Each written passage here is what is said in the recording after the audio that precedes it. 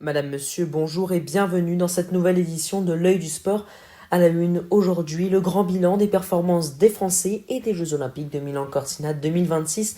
Les Jeux sont maintenant clos, il faudra attendre 4 ans avant la prochaine Olympiade. Alors, nous y reviendrons à la une. À la une également, la victoire du 15 de France très largement face à l'Italie lors du troisième match du tournoi des 6 nations, mais aussi du foot avec de la Ligue 1. Le casque sur les oreilles, le volume au maximum, un verre à la main, l'œil du sport. Édition exceptionnelle, c'est parti. Les Jeux Olympiques de Milan Cortina 2026 furent une très grande fête, mais ils sont désormais clos. Alors avant de dresser le bilan de l'équipe de France et de vous présenter le tableau des médailles, revenons sur les performances de ce dernier week-end. Encore beaucoup de médailles de desservies en ski de fond, un triplé norvégien. C'était samedi. Johannes Kleibe remporte la 50 km classique départ en ligne devant Martin Lauerstrøm Nienjut et Emil Iversen en ski alpinisme. Une grande joie côté français puisque Thibaut Anselmet et Émilie Harop remportent le relais mixte devant la Suisse et l'Espagne. Encore ligne victoire du Canada chez les femmes face aux États-Unis en finale. En biathlon, doublé français, Océane Michelon prend la première place de la Mastart, Julia Simon est deuxième, Teresa Vobornikova, la Tchèque, complète le podium. En patinage de vitesse, les Néerlandais, comme à leur habitude, ont brillé. Et puis la finale masculine avait lieu samedi soir, le Canada s'est imposé face à la Grande-Bretagne. En hockey sur glace, la petite finale homme avec la Finlande qui l'a emporté face à la Slovaquie, la Finlande qui prend donc le bronze. Et en bobsleigh, les Allemands, comme d'habitude, ont été très bons, doublés, or et argent, pour deux équipes différentes en bob à deux féminin. C'était lors de la quatrième manche qui avait lieu à 21h ce samedi. Les États-Unis d'Amérique prennent la médaille de bronze. Ce dimanche, encore quelques médailles de desservies, notamment du ski de fond. Il y avait le 50 km classique départ en ligne féminin et c'est Ebba Andersson, la Suédoise, qui s'est imposée devant Heidi Wang et Nadja Kaelin, la Suisse, qui prend donc le bronze.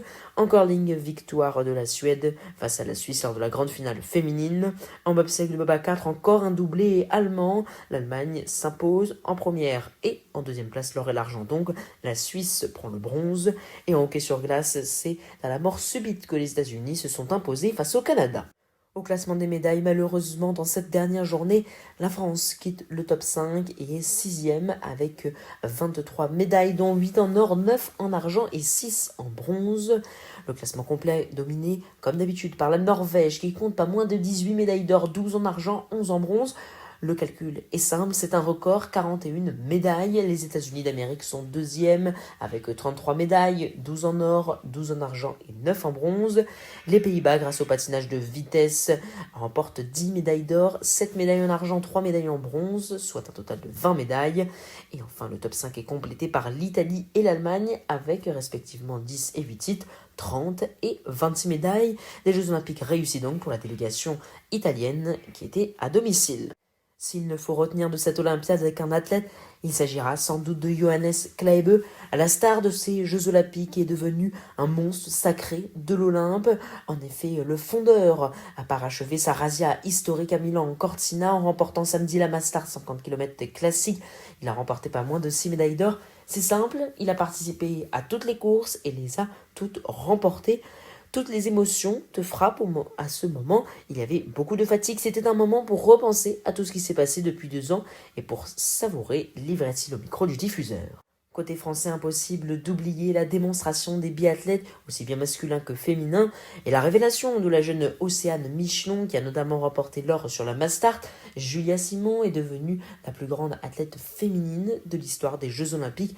Et puis chez les hommes, Quentin Fillon-Maillet est tout simplement devenu seul l'athlète français le plus médaillé aux Jeux Olympiques hiver et été confondus. Il rentre donc dans la très grande histoire du sport. Voilà, vous savez maintenant tout sur ces Jeux Olympiques. La cérémonie de clôture aura lieu ce dimanche soir à partir de 20h30. En attendant, retrouvons les Italiens, mais cette fois-ci sur les terrains et sur un terrain de rugby en France, puisqu'avait lieu aujourd'hui France-Italie, c'était à Villeneuve-d'Ascq, et le 15 de France l'a emporté largement 33-8. Même si les Bleus se sont montrés un peu moins flamboyants que face à l'Irlande, puis au Pays de Galles ces 2 dernières semaines, il n'y a pas de quoi inquiéter les hommes de Fabien Galtier.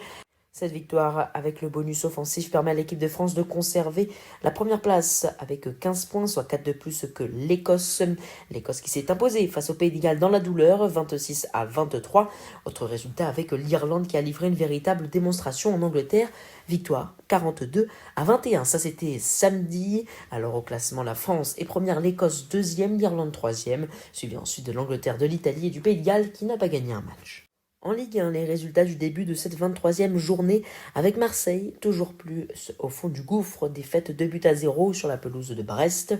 Monaco s'est imposé face à Lens qui perd son trône. Victoire de l'AS Monaco 3-2, nul entre Toulouse et le Paris FC 1-1. Le PSG reprend la première place grâce à une victoire nette 3-0 face à Metz. Même score pour Rennes face à Auxerre. En cyclisme, plusieurs informations avec le verdict de certaines courses. Le Britannique Tom Pidcock a remporté ce dimanche son premier succès de 2026. Il s'est adjugé en costaud la 5e et dernière étape du Tour. Ivan Romeo décroche lui le classement général.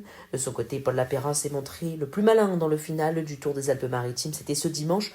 Le coureur de décathlon CMA-CGM a surgi dans les derniers hectomètres pour s'imposer seul sur la ligne à Biot.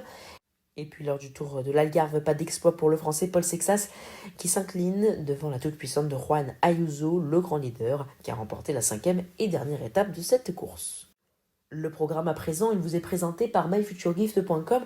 C'est un site où vous trouverez tout ce dont vous avez besoin, que ce soit pour vous, pour faire du sport, pour décorer votre maison, un petit accessoire, tout ce dont vous avez besoin, mais aussi et surtout pour vos proches, vos amis, un membre de votre famille, que ce soit pour un pot de départ ou tout simplement un anniversaire. Rendez-vous sur myfuturegift.com, vous trouverez tout ce dont vous avez besoin. Un très grand merci à eux de nous soutenir encore une fois. Le programme donc avec ce soir en clôture de cette 23e journée de Ligue 1, Strasbourg qui accueille l'Olympique lyonnais. Et puis du football, ça continuera mardi avec des barrages retour de Ligue des Champions.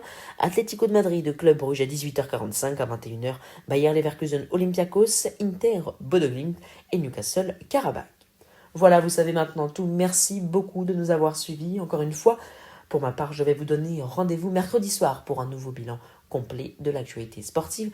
En attendant, retrouvez-nous sur Instagram @eu-du-8sport pour ne manquer aucune des informations. N'hésitez pas à mettre un petit pouce, à vous abonner, à commenter. Pour vous, ça ne vous prend que quelques instants, mais pour nous, ça peut tout changer. Alors un très grand merci et à très vite. Ciao!